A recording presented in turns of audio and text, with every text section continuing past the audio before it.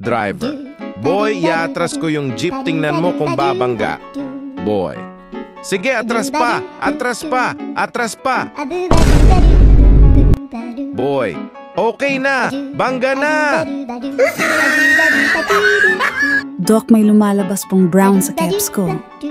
May infection yata ako. Mrs. Gaano kayo kadalas magjugjugan ni Mr.? Isang beses lang po sa isang taon, Doc. Mrs. Hindi yan infeksyon. Kalawang yan. May isang manok na ubod ng bogli. Sa bukid lahat pinapatos niya.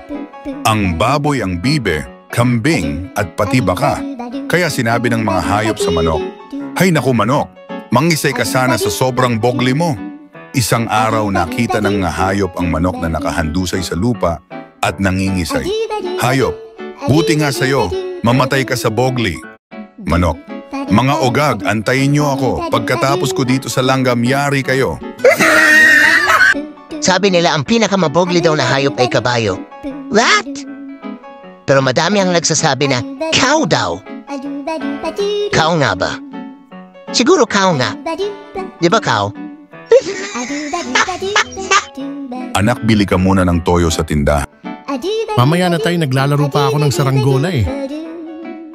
Bakit nakakain ba yung saranggola mo? Bakit din tayo lumilipad ba yung tuyo mo? Tag 1, 2, 3 si Juan sa restaurant. Hoy, saan ka pupunta? Di ka pa bayad ha? Wala po akong pera. Waiter, bigyan mo ito ng isa pang buong fried chicken. Ha. Pag inuna mo ang leeg, sasakalin kita. Pag hita, lulumpuhin kita.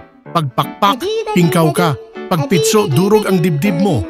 Lahat ng gagawin mo sa manok, gagawin ko sa'yo. Hehehe, o ayan na. Sinipsip ko yung wet poo ng manok. Ano pa iniintay mo? Sipsipin mo na wet poo ko. Nanay, natinik po ako. Oh, eto, kumain ka ng saging.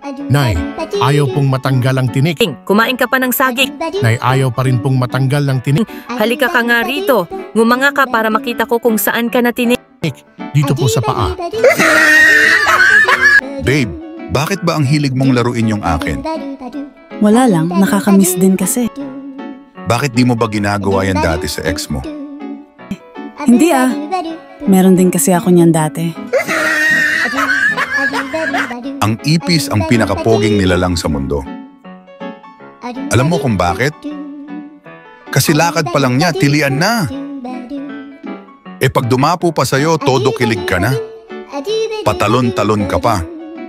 Kadalasang pinoproblema ng mga nanay, paubos na bigas, bill ng ilaw at tubig, uulamin sa araw-araw, tambak na labahan, baon ng mga anak, kalat sa bahay, at higit sa lahat ang pasaway na mister.